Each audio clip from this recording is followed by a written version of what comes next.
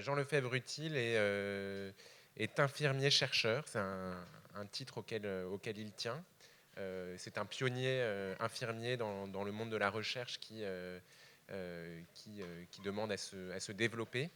Il a noué des liens aussi, des liens internationaux à ce niveau-là, puisqu'il collabore avec des équipes québécoises. Donc récemment docteur, je te laisse la parole, merci. Merci Paul-Loup. Bonjour à toutes et à tous. Alors aujourd'hui, j'ai essayé de rester a cappella. Donc voilà, j'ai mon texte. Habituellement, je suis plutôt habitué à fonctionner avec des diapos. Alors, comme Paul-Loup l'a dit, je suis infirmier chercheur et docteur en éthique à l'hôpital de la Pitié-Salpêtrière, en psychiatrie de l'enfant et de l'adolescent. Et j'ai fait une thèse sur les alternatives à la contention, dans la prise en charge des troubles graves du comportement des jeunes avec autisme et déficience intellectuelle, et qui avait comme concept clé la notion de vulnérabilité partagée, dont je vais discuter avec vous. Je vais plutôt vous faire un exposé, et j'espère qu'on aura une discussion. Simplement, puisque dans les situations de crise et d'urgence, la vulnérabilité est commune entre les soignants et les aidants, qu'il s'agisse des soignants ou de l'entourage. Et dans cette présentation, je vais faire un bref récit clinique. Et puis je vais revenir aussi sur les résultats ethnographiques de façon très légère, mais vraiment ce qui m'a semblé important à vous partager. Et puis voilà, je tiens vraiment à remercier l'ensemble des organisateurs de la journée pour m'avoir convié à pouvoir présenter ces résultats, et puis aussi à vous saluer, puisque en tant qu'étudiante, étudiant de DU ou de master, je pense que on a vraiment besoin aujourd'hui de réenchanter un peu la violence actuelle des institutions. Et pour moi, en tout cas, ce DU et ce M1, ce M2, ce doctorat a été l'occasion de m'enrichir par d'autres imaginaires qui m'ont amené à faire de la recherche et qui m'ont amené à faire évoluer des pratiques sur le terrain. Alors, donc aujourd'hui, je vais faire le lien entre les situations de crise comportementale et la façon dont nos institutions de santé y répondent. Je vais m'appuyer sur mon expérience d'infirmier-chercheur à partir, donc, comme je vous l'ai dit, d'un cas clinique emblématique qui a initié le manuscrit de ma thèse, et qui concerne notamment un jeune avec des troubles graves du comportement persistants, comme les automutilations ou les gestes hétéroagressifs. Et puis, comme je vous l'ai dit, la dernière partie de ma thèse qui aborde cette notion de vulnérabilité partagée. Donc ma thèse s'intitule « La relation de soins en pédopsychiatrie à l'épreuve de la violence et au cœur de la vulnérabilité partagée ». Elle aborde plusieurs valeurs qui entrent en conflit dans ces situations d'urgence et qui s'inscrivent aussi dans les dysfonctionnements structurels actuels qu'on connaît tous. Je pense notamment au manque d'effectifs, par exemple, pour n'en citer qu'un.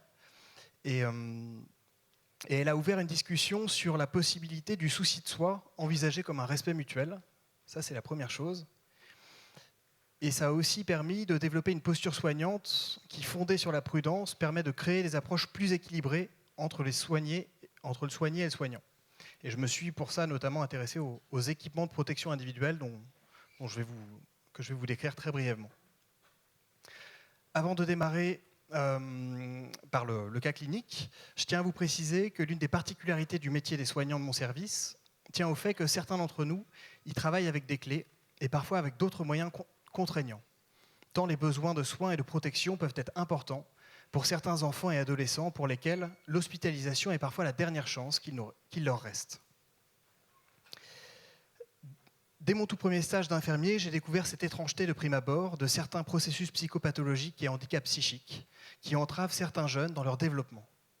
J'ai alors rapidement été impuissant devant l'impossibilité de pouvoir aider certains d'entre eux, dont je n'avais qu'une vague idée des souffrances qui mettaient à mal la relation que nous tentions d'établir avec eux. Dans ces services, le soin était ainsi. Il s'agissait de faire relation, pour trouver la meilleure des façons d'entrer en contact, sans aggraver ces situations d'accompagnement, souvent éprouvantes pour les familles, mais également difficiles à soutenir, même lorsqu'il s'agit d'une équipe entière, composée d'une pluralité de professionnels aguerris. Dans le cadre de ma thèse, j'ai fait le choix de rester dans la continuité d'une réflexion que j'avais déjà initiée dans le cadre de mes masters d'éthique. Dans un premier temps, j'ai cherché à mieux comprendre la violence des jeunes autistes hospitalisés dans mon service. tant leurs troubles de comportement m'impressionnaient, lorsque par exemple il s'agissait de contenir des automutilations, dont les complications sont parfois irréversibles. Dans un second temps, je me suis ouvert à cette question du respect de l'autonomie, une autonomie qui, comme vous l'imaginez bien, n'est pas sans nous interroger, tant la liberté de se nuire ou de nuire à autrui contrevient d'emblée aux grands textes qui fondent notre démocratie. Je pense à l'article 4 de la Déclaration des droits de l'homme et du citoyen. La liberté consiste à pouvoir faire tout ce qui ne nuit pas à autrui. En gardant bien à l'esprit que l'autonomie est davantage un chemin et que nous n'en finissons pas d'apprendre à être ou devenir autonomes, c'est la question du cadre propice à cet apprentissage qui m'est apparu essentiel pour soigner les enfants et adolescents hospitalisés dans notre service, afin de leur apprendre à devenir plus libres, en commençant déjà par les soulager des souffrances dont eux et leurs proches nous témoignaient. C'est donc vers cette possibilité du vivre ensemble et de manière autonome qu'il m'a semblé bon de réfléchir, afin, pour le dire de manière plus ordinaire, d'aider ces jeunes à grandir. Sur la notion de Si la notion de violence est centrale dans mon travail, c'est d'une part puisqu'il me semble nécessaire de penser la violence de la maladie ou du handicap, et d'autre part, les violences institutionnelles, de penser les violences institutionnelles lorsque, devant l'extrême sévérité de ces situations d'accompagnement difficiles, se sous-rajoutent des réponses dont les conséquences peuvent aggraver ces mêmes situations. En contexte de crise, lorsque par exemple un patient se met en danger, l'accompagnement est périlleux, puisqu'il nous confronte à deux écueils directement en lien avec une absence ou un excès de protection. Il s'agit du risque de la domination ou de l'ingérence associée aux privations de liberté, ou de l'abandon associé à l'indifférence ou aux attitudes de rejet. Ces deux écueils nous accompagneront au fil de cette présentation, que je vais donc d'emblée commencer à partir du cas de Timothée. Le cas s'intitule « La contrainte, pourquoi et jusqu'où ». Timothée est un adolescent de 16 ans avec retard mental. Il est non-verbal. Les carences en termes d'accueil en structure spécialisée l'obligent à s'expatrier en Belgique afin d'être pris en charge dans un institut médico-éducatif. Devant une recrudescence de ses automutilations et de ses comportements hétéro-agressifs, Timothée nécessite à nouveau d'être hospitalisé en France, au sein d'une unité de pédopsychiatrie dédiée à la prise en charge des troubles graves du comportement. Ses parents sont peu présents, sa mère ne le voit plus depuis 3 ans et son père se montre démuni face à l'aggravation de la situation. Dans ce contexte familial, depuis 1 an, Timothée a été placé à l'aide sociale à l'enfance. Ces épisodes d'auto-agressivité se caractérisent par de violents coups de tête contre les murs et des coups de poing qu'il s'inflige au visage. Le port d'un casque est préconisé pour le protéger de certaines complications irréversibles, risque de cécité par décollement de la rétine ou de fracture du crâne avec hémorragie cérébrale. Timothée a cependant des lésions de la face avec mutilation des lèvres et de la langue, ainsi que des fractures de dents avec des risques de complications d'abcès. D'autres affections somatiques, gastrite, reflux gastro-œsophagien, constipation chronique, sont à l'origine de douleurs dont l'évaluation est rendue difficile par ces troubles de la communication. Sur le plan psychiatrique, il présente un état dépressif caractérisé par un isolement et des pleurs, avec une avidité relationnelle à l'égard de ses soignants référents. Il manifeste également des attitudes d'écoute et soliloque. Timothée parle alors brusquement à sa main, comme s'il la grondait, en poussant des cris avant de se frapper avec. Ces comportements impulsifs restent mal contrôlés par les traitements psychotropes et une agitation psychomotrice intense perdure au quotidien. Dans les moments de crise, les soignants doivent l'immobiliser physiquement et parfois lui administrer un traitement neuroleptique par injection intramusculaire à visée sédative et anxiolytique. Devant la persistance de l'intensité de certaines automutilations, Timothée est contentionné à son lit plusieurs fois par jour et ce pendant plusieurs semaines.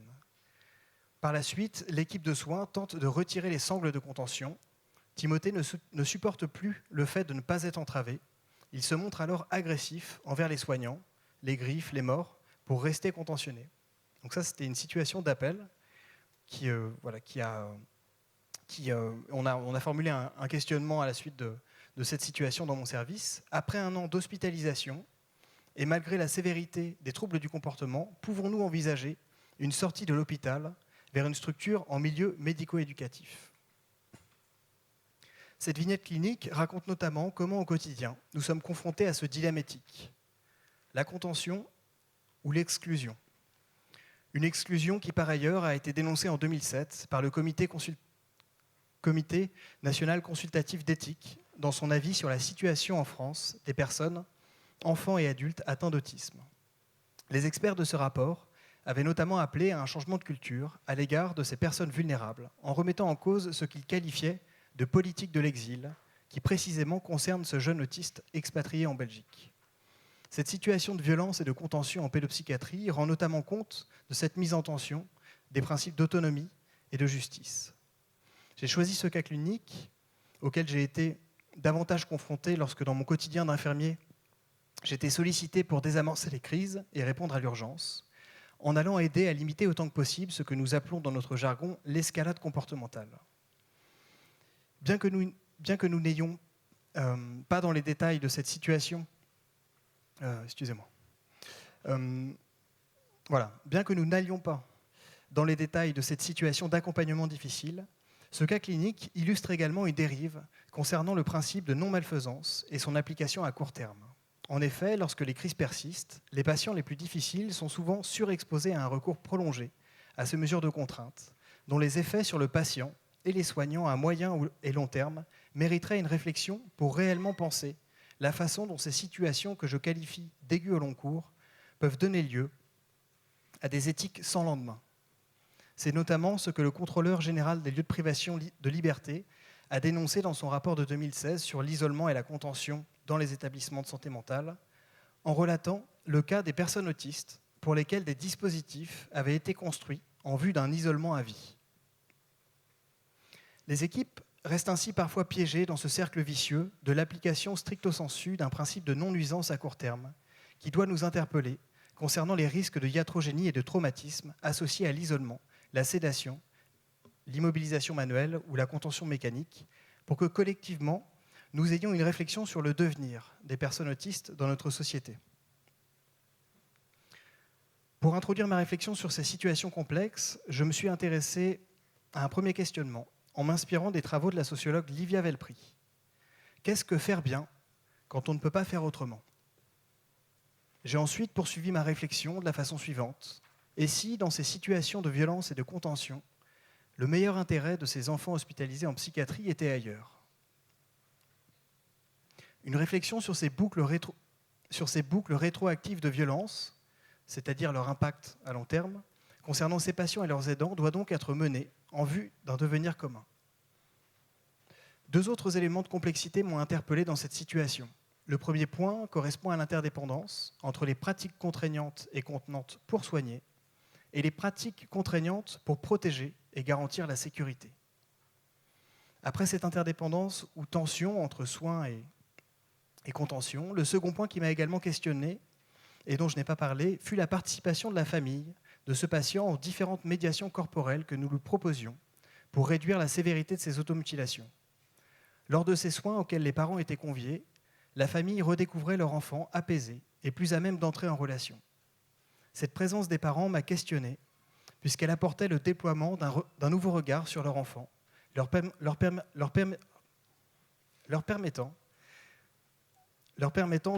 de rendre moins tragique le tragique de ces situations de vie qu'ils traversaient avec lui.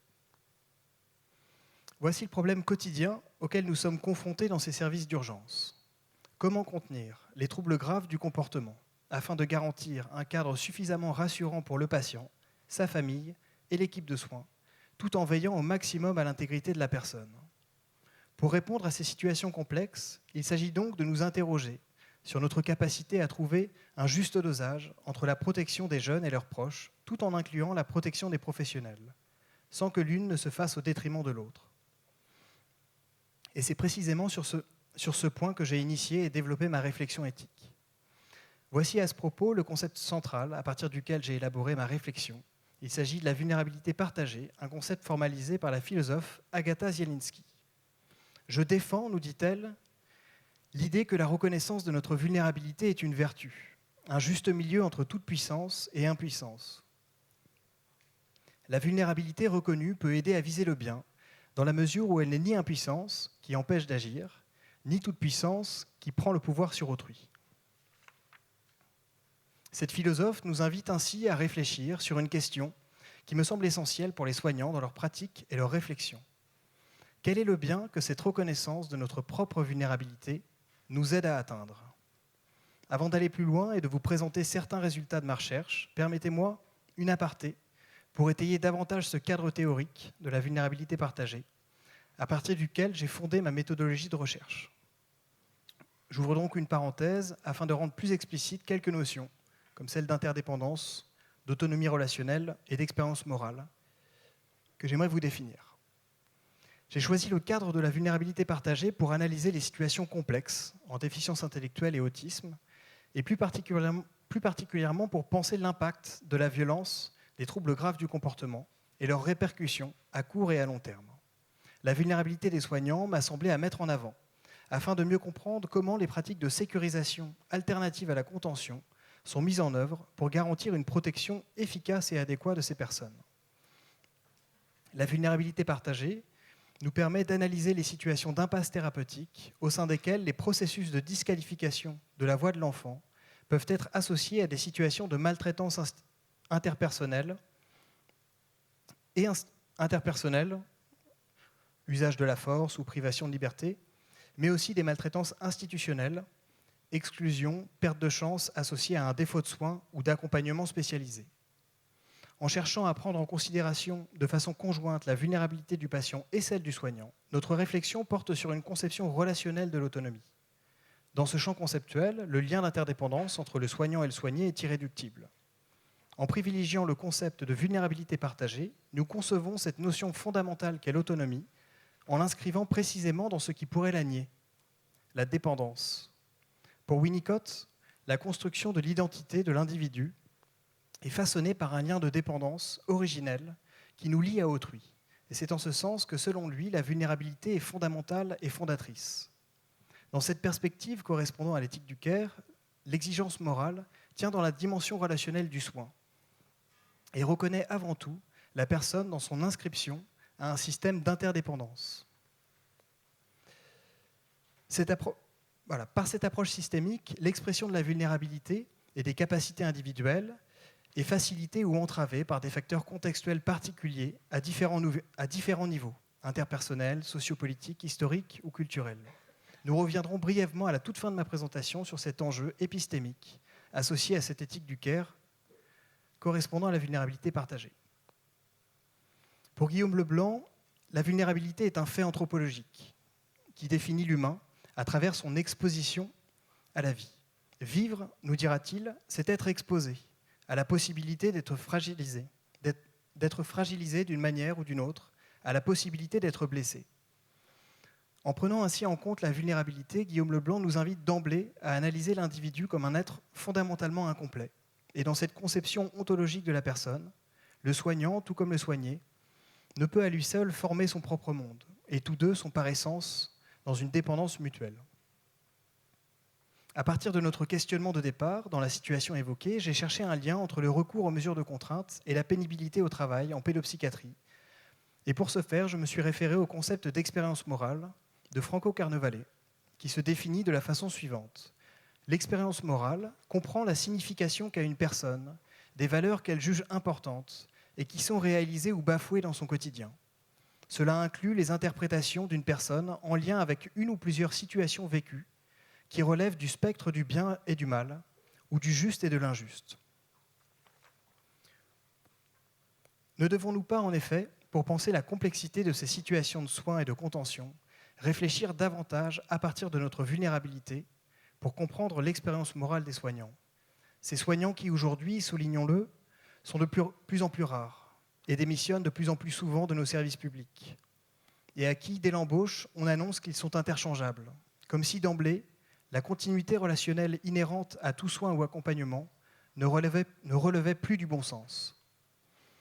En partant précisément des difficultés que les soignants expriment lors de ces situations extrêmes, il s'agit donc de redéfinir les limites individuelles et collectives des équipes lorsqu'elles ne parviennent plus à faire autrement que de céder à la contrainte pour assumer leur devoir de protection et de non-abandon. Je referme la parenthèse, mais j'avais besoin de vous donner un petit peu plus de matière sur dès le début. Et je reformule le questionnement d'Agatha Zielinski. Comment, en effet, la prise en compte de la vulnérabilité des soignants peut-elle nous aider à penser le bien des jeunes autistes ayant de graves troubles du comportement? Pouvons-nous aller jusqu'à dire, et c'est ma conviction, prendre soin en contexte de gestion de crise, c'est se protéger et protéger l'autre pour se prémunir d'une violence mettant en péril le lien nécessaire à l'accompagnement.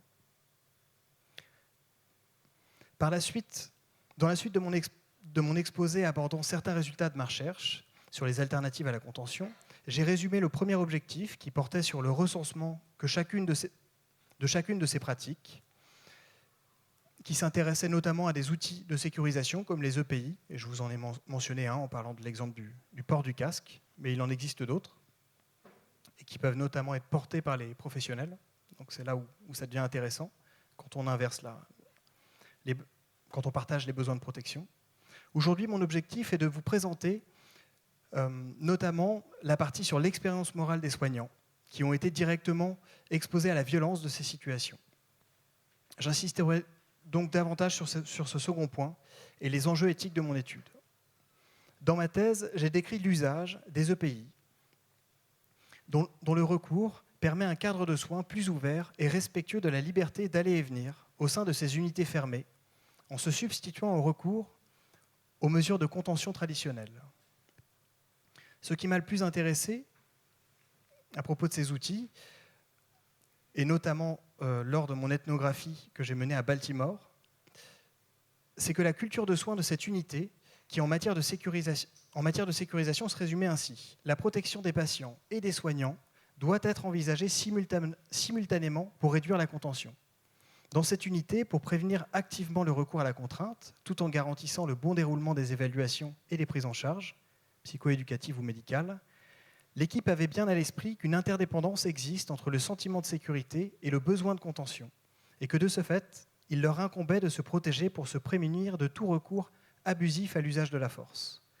La politique institutionnelle de ce service accompagne ainsi l'ensemble de leur équipe en leur mettant à disposition une panoplie d'outils, leur permettant, à titre d'exemple, de garantir le caractère transitoire et réversible d'une mesure d'isolement. En s'équipant, ces professionnels parviennent à retarder la mise en œuvre d'une telle mesure ou à en favoriser sa levée.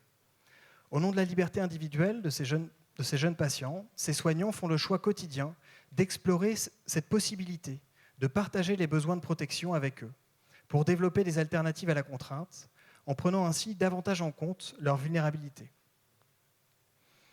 Afin de faire le lien avec les boucles rétroactives de violence que je vous ai illustrées, l'un des points qui m'a semblé important dans mon étude porte sur le fait qu'en parvenant à rassurer et redonner confiance à l'ensemble de ces soignants, la mutualisation de ces EPI permet à cette équipe de reproblématiser des situations d'impasse thérapeutique par la restauration d'un raisonnement clinique qui pallie aux maltraitances institutionnelles lorsque ces jeunes, confrontés au processus agression-répression, nous enferment dans une spirale de la violence impactant à la fois les patients mais aussi les soignants.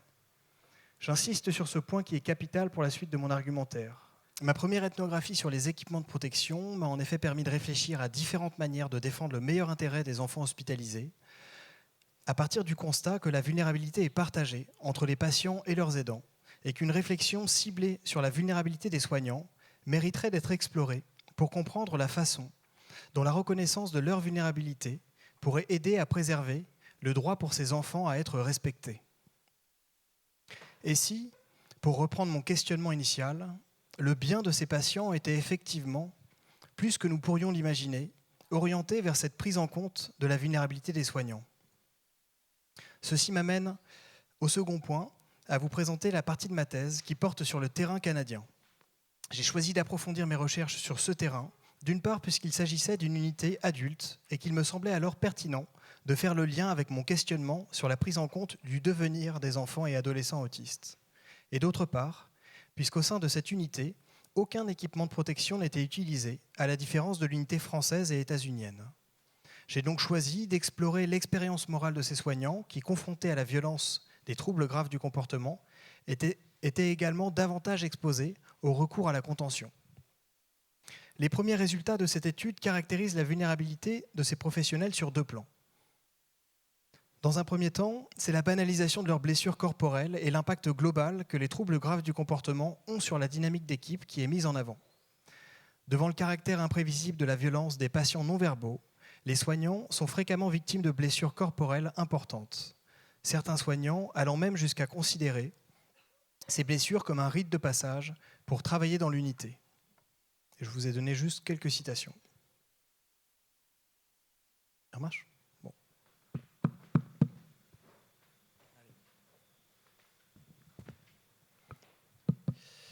On est tellement rendu habitué à la violence, on la subit, on n'y prête plus vraiment attention, et à force de travailler sur l'unité, on finit par la banaliser ou par vivre une frustration parce que les autres la banalisent.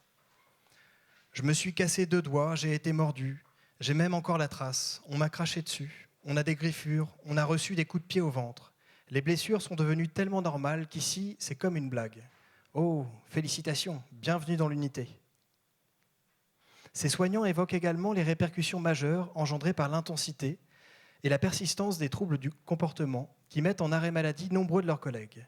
Ils expliquent notamment comment cette pénibilité oblige l'unité à recourir fréquemment à du personnel intérimaire que les patients ne connaissent pas. Ces soignants insistent alors sur les besoins spécifiques des patients autistes, qui, d'après eux, sont particulièrement sensibles à ces changements et à l'absentéisme de leurs soignants référents. Certains participants de l'étude expliquent comment ces dysfonctionnements institutionnels impactent leur équipe et contribuent à maintenir une circularité de la violence, à laquelle j'ai fait allusion précédemment lorsque j'ai évoqué ces boucles rétroactives de violence et leurs effets traumatiques à moyen et long terme, qu'il s'agisse des patients ou de leurs aidants. La vulnérabilité des soignants se caractérise aussi par une détresse morale qu'ils manifestent lorsqu'ils se sentent contraints de contraindre et que leur marge d'action est effectivement limitée, coincés entre le fait de se sentir obligés de faire ce qui devrait être évité, exemple, attacher une personne à son lit, ne pas blesser le patient, et le fait qu'ils ne peuvent pas faire ce qui, selon eux, devrait être fait pour évaluer et traiter ces patients, considérés sans solution, en permettant, comme le dira l'un d'entre eux, d'accompagner aux soins, pour pallier au risque important de perte de chance.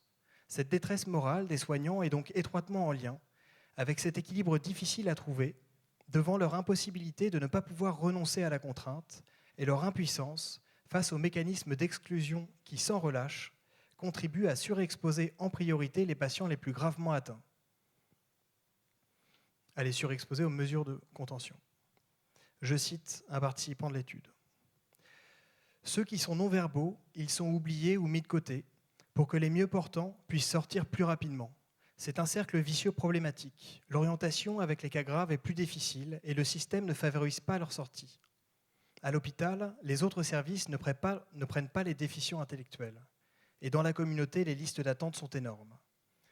Ce mécanisme insidieux d'exclusion de l'intérieur des cas complexes est souvent vécu comme une injustice ou une fatalité à laquelle certains soignants se résignent. Elle, tu vas voir, c'est un grand départ pour un grand retour. Les seconds résultats concernant les freins aux alternatives à la contention portent notamment sur le manque d'approche inclusive au sein de la culture de ce service canadien. Donc. D'après certains participants, les proches du patient ainsi que l'ensemble des soignants ne sont pas suffisamment inclus dans les prises de décision relatives aux mesures de contrainte. Les soignants évoquent le besoin de se concerter avec les familles, non pas seulement pour s'entendre sur l'efficacité de ces mesures, mais également pour pouvoir juger de leur caractère adéquat, en laissant autant que possible davantage de choix aux patients non-verbaux. Le défaut de participation des aides-soignants aux décisions concernant le recours à la contrainte contribue à une dévalorisation de leur rôle propre. Plusieurs d'entre eux se plaignent d'un manque d'écoute de la part de leurs supérieurs et déplorent un décalage entre les décisions institutionnelles et leur perception des besoins réels du quotidien. Moi, ici, je suis rien. On ne veut pas qu'on pense. Toutes les directives partent toujours d'en haut, pas d'ici. Ces soignants s'indignent du fait d'être réduits à de simples techniciens et dénoncent les effets pervers que ce manque de considération de leur métier peut avoir sur le patient. En effet, l'un d'entre eux nous explique par exemple comment les rapports de hiérarchie qui sont présents dans son équipe contribuent au maintien de relations de pouvoir qui se perpétuent ensuite dans les relations entre les patients difficiles et certains soignants autoritaires. Enfin, Au sein de cette unité canadienne, les leviers au développement des alternatives à la contrainte portent sur l'implication relationnelle des soignants pour prévenir les crises en s'ajustant aux besoins spécifiques des personnes autistes. Cette capacité d'ajustement passe notamment par un langage corporel et la dimension socio-affective sur laquelle repose la relation de soins. Pour les participants, les patients fonctionnent davantage à l'instinct et non sur un plan rationnel. Ils évoquent à ce propos comment leurs émotions, leurs frustrations ou leur anxiété peuvent rapidement être repérées avec une observation fine et une bonne connaissance des routines spécifiques à chaque patient. La communication gestuelle est également évoquée comme centrale pour entrer en empathie avec eux et apprendre à les connaître en s'adaptant à leur niveau. Ce langage corporel auquel se réfèrent les soignants peut, à titre d'exemple, correspondre aux approches sensorielles, auxquelles certains ont recours pour faire émerger la réciprocité dans la relation et susciter une meilleure adhésion aux soins auprès des patients habituellement non coopérants. J'avais une patiente avec déficience intellectuelle profonde. Personne ne réussissait à la faire manger. Je lui soufflais dans les cheveux. Elle aimait ça. Ça la faisait sourire, car elle avait des sens surdéveloppés. Et le fait de la rendre heureuse, ça la rendait disponible, plus ouverte. Pour d'autres, c'est la médiation plus directe avec le corps qui réconforte les patients en recherche de contact, en répondant à leurs besoins d'attention par une sécurité dans le toucher. Parmi ces soignants qui témoignent de cette capacité à créer la relation, nombreux d'entre eux déplorent que le métier d'infirmière tende à se bureaucratiser en reléguant au second plan l'importance de ces besoins de continuité relationnelle. Et ils soulignent à ce propos qu'il est important d'aimer travailler auprès de ces patients, tant leurs troubles du comportement sont envahissants et difficiles à tolérer au quotidien. J'adore le plancher, c'est la relation d'aide, c'est le désamorçage des crises, pour réorienter le patient quand il est obsédé sur une chose. J'aime être avec les patients, j'aime leur donner à manger, les aider à prendre leur bain, j'aime être autour d'eux. La discussion éthique de cette étude porte sur une conception de l'autonomie qui, fondée sur la relation de soins, se dévoile notamment par la vulnérabilité des soignants. Comme le montrent nos résultats, il n'est pas possible d'opposer l'extrême dépendance de ces patients à une invulnérabilité des soignants. Et loin de la figure du héros tout-puissant et indépendant, auquel se réfère Agatha Zielinski, les soignants de ce service incarnent précisément une figure de la vulnérabilité, lorsque devant l'adversité de certaines crises persistantes, leur intégrité physique, psychique, professionnelle et morale est directement menacée et tout entière affectée par l'impact de la violence.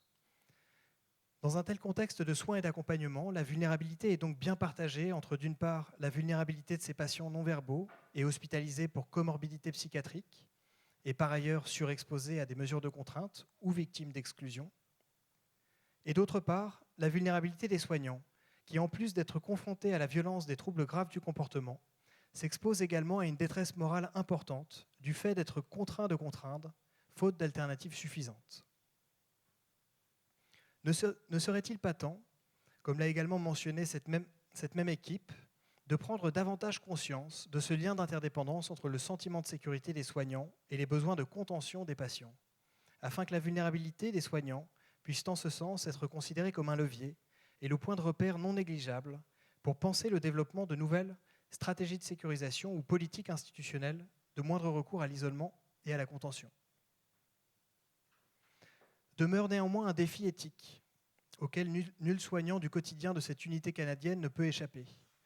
Nombreux sont les participants qui, à ce propos, évoquent la tendance générale qu'ont les soignants à se négliger en privilégiant la sécurité des autres au détriment de la leur. En contexte de crise, le défi est donc le suivant. Les professionnels doivent apprendre à mieux se protéger par une distance physique sécuritaire minimale, tout en maintenant une proximité corporelle suffisante pour préserver la dimension relationnelle nécessaire au désamorçage de crise. Aussi, pouvons-nous d'ores et déjà tirer une première conclusion concernant les nombreuses blessures corporelles de ces soignants, dont les cicatrices correspondent à ce défi. Maintenir un corps à la fois empreint de distance et de proximité pour s'ajuster à l'unicité des patients avec déficience intellectuelle ou autisme et éviter les ruptures de liens fréquemment rencontrées dans ces situations. Alors, en conclusion, en nous appuyant sur la notion de vulnérabilité partagée, il est possible de comprendre et d'agir dans la complexité de ces situations extrêmes, en interprétant en priorité les degrés de violence comportementale comme étant l'expression de la souffrance de ces patients. Une souffrance qui se caractérise par deux aspects. D'une part, la diversité des besoins spécifiques aux personnes autistes, et d'autre part, la diversité des désirs. Sans que ces mêmes violences ne soient trop systématiquement réduites à la manifestation d'un simple risque ou d'un critère de dangerosité qu'il faudrait alors neutraliser au plus vite. En guise de point final, je souhaite tout de même vous parler de ce gros ballon et de sa dimension subversive.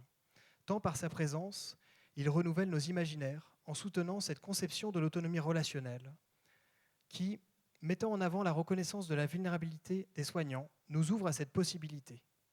Considérer le souci de soi comme un respect mutuel. Pour approfondir cette notion, je vous renvoie d'emblée à la phénoménologie de soi affectée par l'autre que soi, telle que Paul Ricoeur l'a développée dans son livre « Soi-même comme un autre ». En nous aidant à préserver un corps à corps respectueux, l'usage de ce ballon nous permet de retrouver, il faut imaginer un grand ballon de 1,20 m de diamètre. Et c'est un outil en fait, que j'ai découvert dans le cadre de ma recherche et que j'ai trouvé très intéressant. En nous aidant à préserver un corps à corps respectueux, l'usage de ce ballon nous permet de retrouver une puissance d'agir en redonnant aux soignants la capacité d'action qui les rend capables, là où habituellement ils n'ont plus d'autre possibilité que de se heurter de plein fouet aux deux écueils de l'ingérence ou de l'abandon. Concernant ce difficile équilibre entre les restrictions ou l'exclusion. Voici donc comment ce grand ballon canadien aide aujourd'hui d'autres soignants en les dépréoccupant et en soutenant leur capacité relationnelle au quotidien. Je vous cite le témoignage d'une collègue. « Le gros ballon, nous dit-elle, sert beaucoup avec nos deux patientes qui agrippent et griffent. Il nous permet d'être près d'elles sans être en danger. Il réduit l'enfermement. C'est vraiment un outil qui permet plus de liberté, de sécurité et de présence. » Je conclurai mon propos en insistant sur ce dernier élément de la présence à l'autre, que cet outil de sécurisation rend possible, en nous permettant, en contexte de crise, de retrouver une marge d'action inédite dont les soignants ont besoin pour intervenir et penser la violence de ces situations extrêmes. N'est-ce pas en filigrane le point central de tout mon propos, cette interdépendance entre la reconnaissance de la capacité d'action des soignants et la reconnaissance de la puissance d'agir de ces jeunes hospitalisés en pédopsychiatrie. Dans une telle perspective, nous pourrions alors repenser cette circularité de la violence et les processus de disqualification qui peuvent lui être associés, en nous questionnant par exemple sur cette interdépendance entre l'adulte disqualifiant et l'enfant disqualifié. Sur ce point précis, me semble-t-il, les enjeux épistémologiques sont encore à approfondir pour comprendre et étayer le lien entre la vulnérabilité et l'agentivité, que nous pouvons traduire par la puissance d'agir ou capacité d'action de tout sujet. En effet, un travail sur la reconnaissance de la vulnérabilité du soignant et la reconnaissance de son agentivité devrait être mené de façon plus approfondie pour expliciter le lien entre la fonction contenante institutionnelle, qu'on définit par la capacité à désamorcer le processus agression-répression face à ces situations de violence, et les processus de disqualification associés à l'impact des boucles rétroactives de violence en pédopsychiatrie. Je cite à ce propos John Wall et son travail sur l'éthique de l'enfance. À la lumière de l'enfance, nous dit-il, un sens plus profond du lien entre agentivité humaine et vulnérabilité humaine est nécessaire. Ces deux notions ne doivent pas être comprises comme étant diamétralement opposées l'une de l'autre, mais plutôt comme liées l'une à l'autre chez tous les êtres humains, dans une tension dynamique et créative. En contexte de crise, la prise en compte de notre vulnérabilité saura-t-elle nous apprendre à nous protéger en refusant, comme nous y invite le philosophe Guillaume Leblanc, que l'inclusion des uns exige l'exclusion des autres, et ce faisant à nous offrir cette possibilité de préserver l'intégrité de la relation de soins en garantissant la pérennité du lien nécessaire à l'accompagnement. N'est-ce pas là le fondement de toute relation basée sur la confiance et l'estime de soi ? Je vous remercie pour votre attention.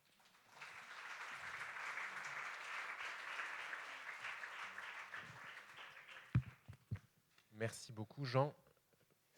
Merci beaucoup pour cette intervention. On m'a dit que la salle avait plein de questions.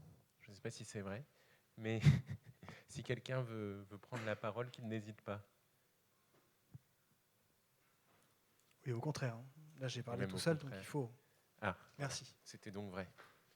Bonjour, merci beaucoup pour cette conférence. Comment est-ce que vous utilisez le ballon de Klein? Déjà, assez simplement, il faut arriver à convaincre les services de les utiliser, ce qui ne va pas toujours de soi, parce que les services aujourd'hui sont très habitués à leur propre outil de sécurisation et de contention notamment.